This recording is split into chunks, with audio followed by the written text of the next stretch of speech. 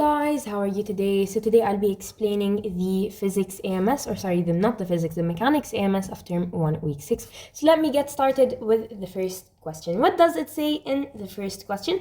Very simply, it says which information can be extracted from an XT graph. So first of all, an XT graph, it looks like this, right?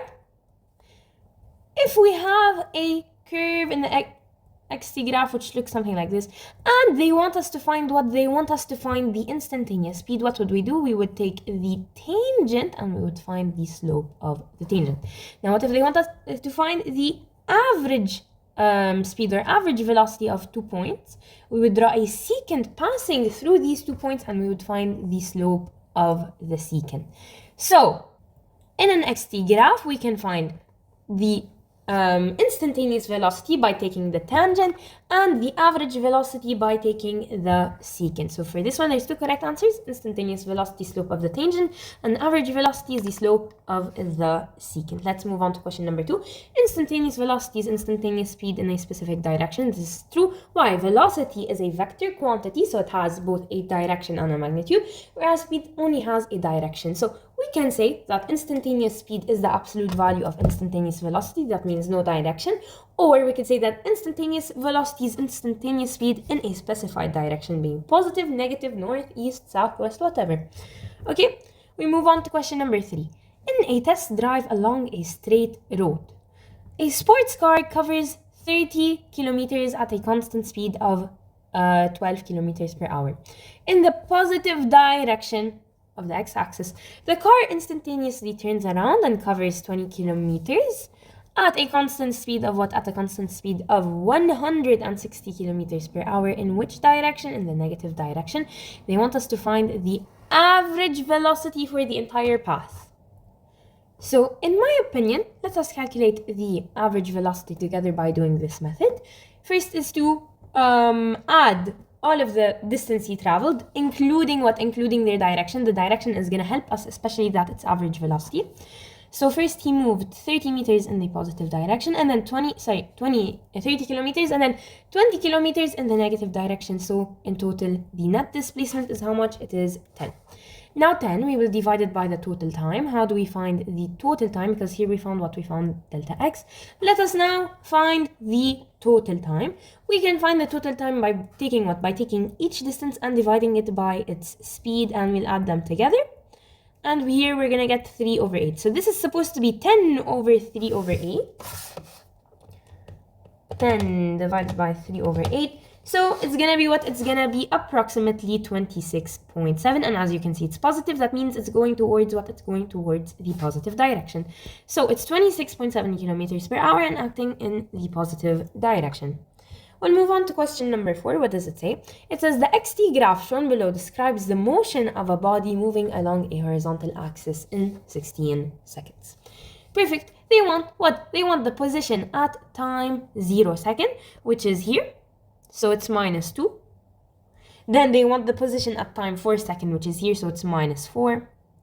Then they want the position at time 8 seconds. So here, so it's 6. And then last but not least, at 16, I believe it's going to be what? It's going to be 10.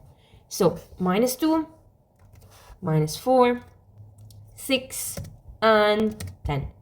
We'll now move on to question number 5. What does it say? It says the XT graph shown below describes the motion of an object moving along a horizontal axis in 16 seconds. They want the average velocity at a specific time interval, and as you can see, it's not a straight line. So we said we're going to find the secant and take the slope of the secant. So they want the average velocity in the interval 8 seconds here and 14 seconds. So if we were to draw a secant, it would be what? It would be a horizontal line.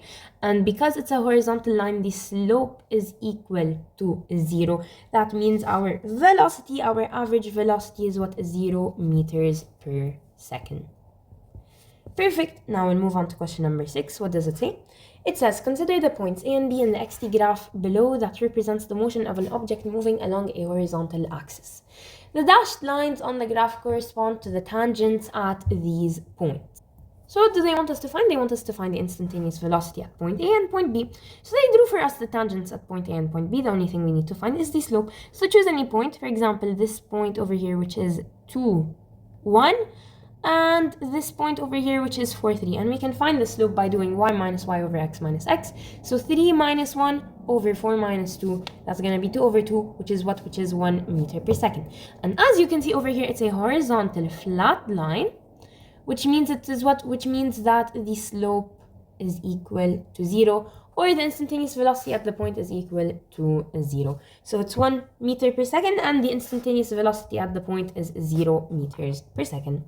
We'll move on to question number 7. What does it say? It says a sportsman start running at, 2 meters per second. Okay, this is V initial. Decelerates to a stop in 2 seconds. This is the time, and he decelerates to what? To a stop. That means V final is equal to 0. They want us to calculate the average acceleration of the sportsman over this time. So we're gonna do V final minus V initial over time. So it's gonna be 0 minus 2 over 2, so that's gonna be minus 1. So the acceleration is minus 1 meters per second squared.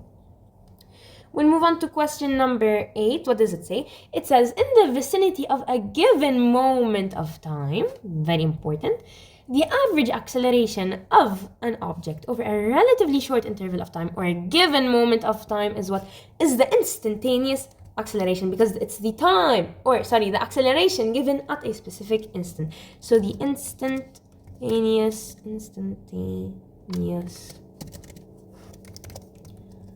acceleration. Perfect.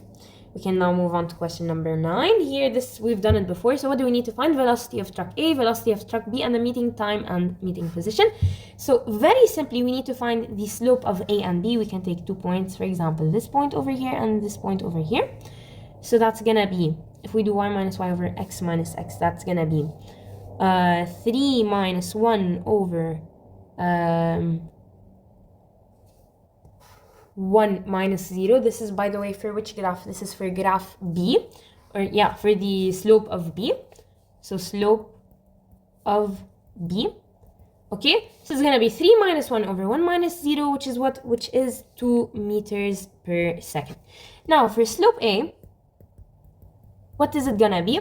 You're gonna choose any 2 points, for example, 2, 0, and you can also choose 1, 3, and you need to do now y minus y over x minus x, so 3 minus 2 over 1 minus 0, which is basically 1.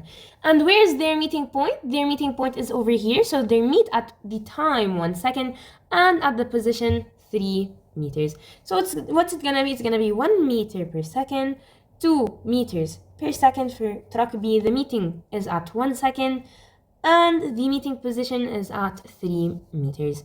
We'll now move on to question number 10. What does it say? I think this also came in the periodic quiz. We just need to wait for it to load a bit. The diagram below shows the change in the position of a remote control car in a race as a function of time. The remote control car is momentarily at rest when its slope is 0, because we're dealing with what? We're dealing with an xt graph. So when the slope is 0 at a specific point, this means what? This means that it is what? It is at rest. So it's 0 at the time 0.5 seconds. Now we'll move on to part B. They want between time 0.5 seconds and 2 seconds the velocity of the remote control car. So how do you find that? Very simply. We'll need to find what? The velocity. So it's going to be the displacement over the time.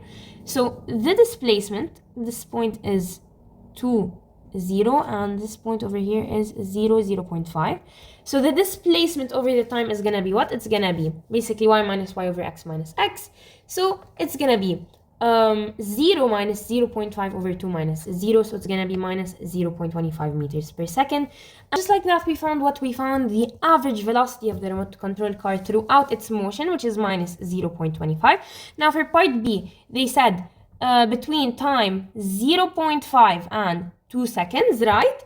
So as you can see, it's decreasing, it's going down. The slope is negative, right? So because the slope is negative, what does this mean about the velocity? This means that it's also gonna be what? It's gonna be negative. So this is negative and this is minus 0.25. Let's move on to the next question, which is question number 11. They said the net displacement of the particle over the course of the 30 seconds is, so we're gonna do x final, which is 4, minus x initial, which is 0. What is 4 minus 0? That is 4, so that's the net displacement. The total distance traveled by the particle over the course of 30 seconds is. So let us calculate how much he travels in the course of 30 seconds. So this is 20 meter, plus another 20 meter, plus 8 meter, plus another 8 meter, plus what? Plus 4. So let's add them all together. 20 plus 20 plus 8 plus 8 plus 4. So that's going to be what? That's going to be 60 meters. This is what? This is the total distance traveled by the particle over the course of 30 seconds. Now, we'll move on to question number, part B, number A. What did I say? Part B, part A. What is this? It's wrong, I think. Part B, fill in the blanks.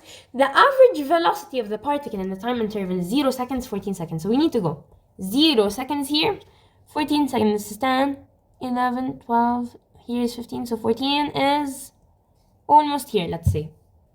So they need to find what? They need us to find the average velocity of the particle in between 0 seconds and 14 seconds.